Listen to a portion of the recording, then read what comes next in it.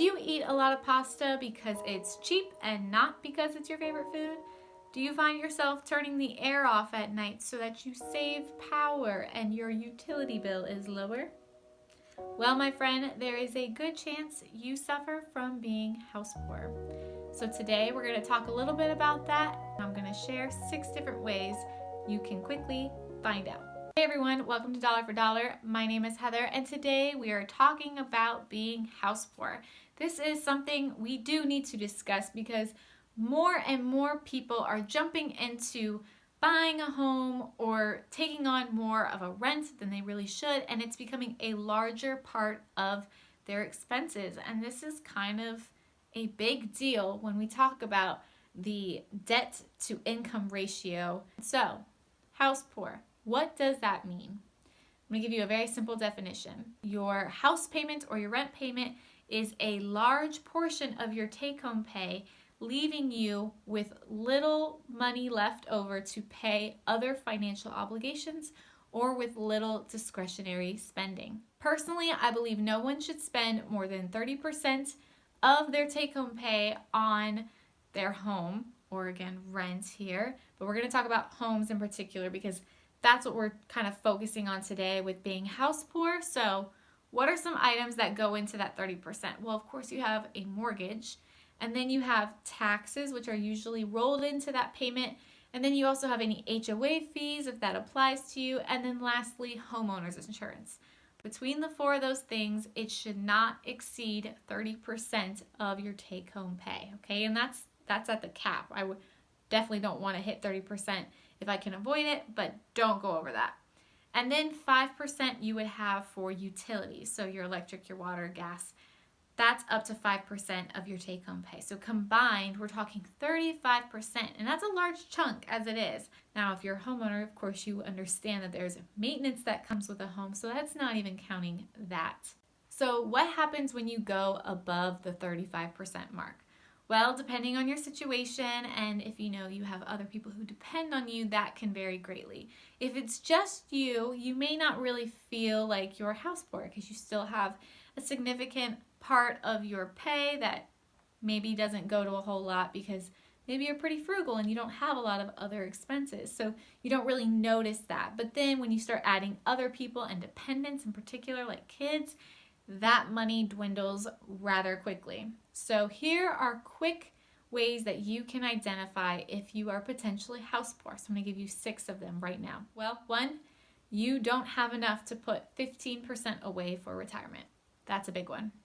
Number 2, you don't have the ability to save 10% to give, for charity, for tithe. You're not able to do it. You don't have enough left over. And a third way you might be able to identify if you're house poor, you are frequently checking your bank account before you make any sort of purchases, before you make payments on any of your larger bills perhaps. You're constantly checking to make sure there's enough money in there and there's cushion. Number 4, you don't have enough money to keep up with general maintenance on your home. Again, homeowners understand that things will deteriorate, you'll need to replace them, they'll need to be fixed.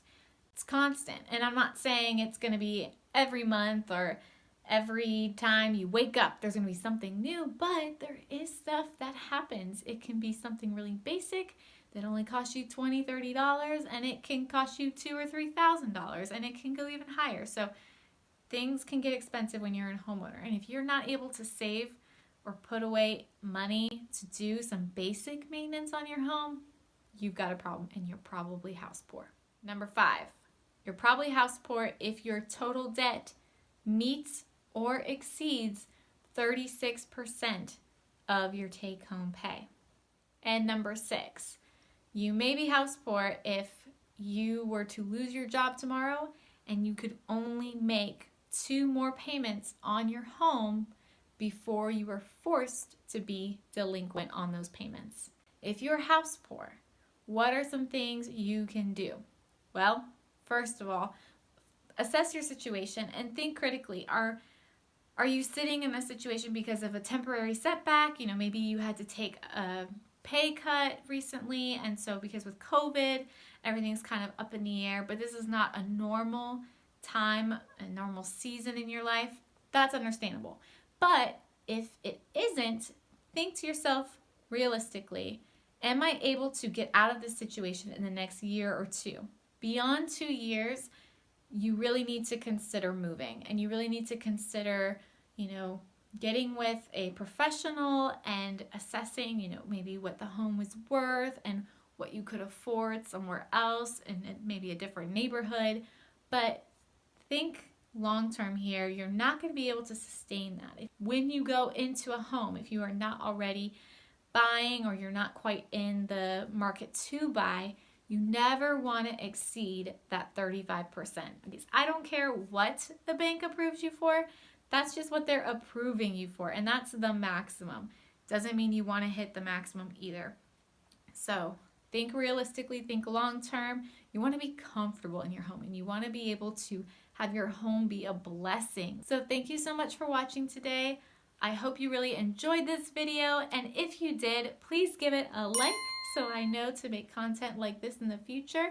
And also subscribe. If you are brand new to this channel, we are just starting out, and my goal is to help you find financial freedom. So I hope you will join along on this journey.